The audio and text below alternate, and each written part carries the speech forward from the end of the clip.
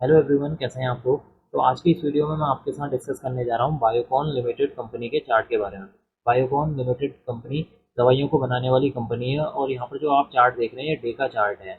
अगर मैं इस कैंडल की बात करूँ तो ये आज की कैंडल है, यानी कि ये 26 अप्रैल की कैंडल है।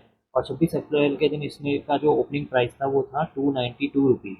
हाई लगाया है इस स्टॉक ने 313 रुपये का। इस कैंडल का जो लो प्राइस है 292 है। और इस कैंडल की जो क्लोजिंग हुई है वो 306 रुपये 40 पैसे पर हुई है। अगर आप इस चार्ट को गौर से देखें तो यहाँ पर से लेके अगर ये स्टॉक देखें तो एक रेंज में ट्रेड कर रहा था। ये स्टॉक यहाँ पर तक एक रेंज में जो है ट्रेड कर रहा था। और आज के दिन में इस स्टॉक ने यहाँ पर जो है क्या करा है, इस रेंज को ब्रेक किया हुआ है। और रेंज को ब्रेक करने के बाद स्टॉक ने जैसे ही इस रेंज को ब्रेक किया तो आज पूरे दिन भर में स्टॉक के अंदर करीब जो है 6% की मूवमेंट आप देखने को मिली हुई है इस कैंडल पर, यानी कि आज के दिन में स्टॉक के अंदर 6% की मूवमेंट हमें देखने को मिली है। अब चार्ट के बारे में डिस्कस करने के साथ साथ अगर मैं आपको रिटर्न के बारे में बताऊं तो इस स्टॉक ने 1 वीक में करीब 15% का रिटर्न दिया है। 1 मंथ में स्टॉक का 19% का रिटर्न है। 3 मंथ में स्टॉक ने 15% का रिटर्न दिया। और 1 ईयर में स्टॉक ने जो है 32% का रिटर्न दिया हुआ है। अगर हम यहाँ पर जो है सिंपल मूविंग एवरेज की बात करें तो 50 डेज का जो सिंपल मूविंग एवरेज निकल कर आ रहा है यहाँ पर 270 रुपये आ रहा है। और 200 डेज का जो सिंपल मूविंग एवरेज है वो है 259। यानी कि जो स्टॉक का ये जो प्राइस है वो अपने जो है 200 और 50 डेज जो सिंपल मूविंग एवरेज है उसके ऊपर ट्रेड कर रहा है। अगर आज के दिन में हम वॉल्यूम की बात करें तो आज के दिन में जो वॉल्यूम आया है वो है करीब 45 मिलियन जो है आज के दिन में इस स्टॉक के अंदर वॉल्यूम देखने को मिला हुआ है, जो कि जो प्रीवियस डे का जो वॉल्यूम है उससे काफ़ी ज़्यादा है। अब हम बात करते हैं कि आने वाले दिनों के लिए इस स्टॉक के लिए क्या सपोर्ट एंड रेजिस्टेंस रह सकते हैं। पहले तो मैं आपको बताना चाहूँगा इस स्टॉक में जब तक ये स्टॉक अपने जो है ये 350 के ऊपर, यानी कि 374, अगर मैं इसको आपको थोड़ा सा मिनिमाइज करके दिखाऊं, अगर स्टॉक जब तक स्टॉक अपने इस 374 के ऊपर नहीं निकलता है तब तक इस स्टॉक के अंदर मुझे थोड़ा सा एक कॉशियस रहना पड़ेगा। मतलब अगर किसी के पास है ये स्टॉक तो इस जोन पर किसी भी पर्सन को यहाँ पर जो है कॉशियस रहने की ज़रूरत है, मतलब सावधानी पूर्वक यहाँ पर ट्रेड करने की ज़रूरत है। अगर किसी के पास है ये स्टॉक तो इस जोन पर, यानी कि 350 से 374 वाला जोन है, इस जोन पर आप एक थोड़ा सा एक सावधानी बरतें। जब ये स्टॉक अपने इस 374 के ऊपर निकल जाएगा, निकलने के बाद कोई यहाँ पर बुलिश कैंडल बनती है और एक दो दिन के लिए वहाँ पर सस्टेन करेगा तो इस स्टॉक के अंदर आपको जो है एक अपसाइड जो है काफ़ी तेज अपसाइड आपको यहाँ पर देखने को मिलेगी। अब आने वाले दिनों के लिए क्या सपोर्ट एंड रेजिस्टेंस रख सकते हैं नियरेस्ट दिनों में, तो आने वाले दिनों के लिए यानी कि 1 वीक या नेक्स्ट वीक के लिए, मंडे ट्यूजडे के लिए, तो देखिए सबसे पहला जो इसके लिए सपोर्ट निकल कर आ रहा है वो है 281.80।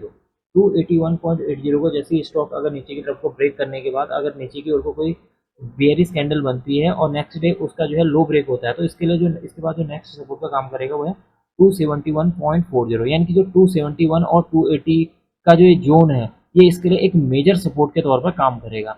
अब इसके अगर ये स्टॉक अपने इसको ब्रेक कर देता है तो इसके बाद जो स्टॉक का जो प्राइस है 260 रुपये तक आने की पॉसिबिलिटी है। यहाँ तक ये स्टॉक जो है रिट्रेस करने, क्योंकि ये स्टॉक अगर आप यहाँ से देखें पिछले जो है 4-5 जो ट्रेडिंग सेशन है वहाँ से एक कंटिन्यू इसने अपसाइड दिखाई है। तो हो सकता है कि स्टॉक का प्राइस यहाँ से जो है फिर एक थोड़ा जो है रिट्रेस करने आए और फिर ऊपर को जाए, या फिर स्टॉक का प्राइस यहाँ से जो है यहाँ तक आए और यहाँ से फिर रिट्रेस करने जाए, ऊपर की ओर को जाए। तो हो सकता है ये पॉसिबिलिटी इस स्टॉक के अंदर बनी हुई है।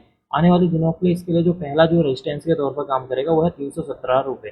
अगर स्टॉक का प्राइस 317 को ब्रेक करके उसके ऊपर जो है कोई बीएल क्लोज होती है और नेक्स्ट डे उसका जो हाई ब्रेक होता है तो इस स्टॉक के अंदर आपको 330 और 340 और 350 तक के जो लेवल है, यानी कि 350 तक का जो स्टॉक का जो प्राइस है आसानी से पहुंचते हुए आपको नजर आएगा। लेकिन जैसा कि मैंने आपसे कहा कि जब तक ये स्टॉक अपना जो है इस 374 के ऊपर क्लोजिंग नहीं दे देता है, इस 374 के, और अगर स्टॉक का प्राइस जो है 350 के आसपास पहुंच जाता है तो यहाँ से लेके ये जो 374 तक का जो जोन है यहाँ पर बहुत ज़्यादा जो है सावधान रहने की ज़रूरत है, क्योंकि हो सकता है स्टॉक का प्राइस यहाँ आने के बाद एक रिवर्स नीचे की ओर को तेज़ी से आए।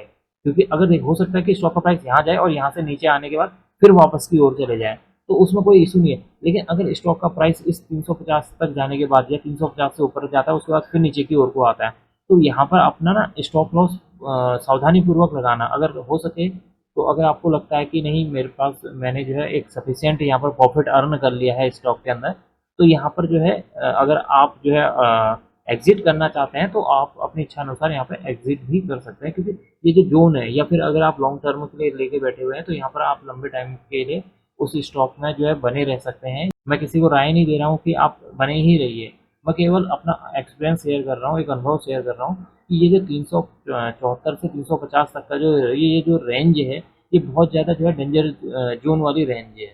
तो यहाँ पर आप सावधानी से बना के रखना। बाकी इस स्टॉक के अंदर मुझे ज़्यादा जो है कोई बुराई नहीं नज़र आ रही है, या ना ही कोई मुझे ऐसा लग रहा है कि ये स्टॉक जो है नीचे की ओर को जाएगा। लेकिन हाँ, ये जो 374 और 350 वाला जो जोन है, यहाँ पर आपको एक सावधान रहने की ज़रूरत है। तो अब मैं इस वीडियो को यहीं पर एंड करूँगा। अगर आपको यह वीडियो पसंद आई हो तो please like, share and subscribe करना ना भूलें, and don't forget to press notification bell icon for new videos. Thank you.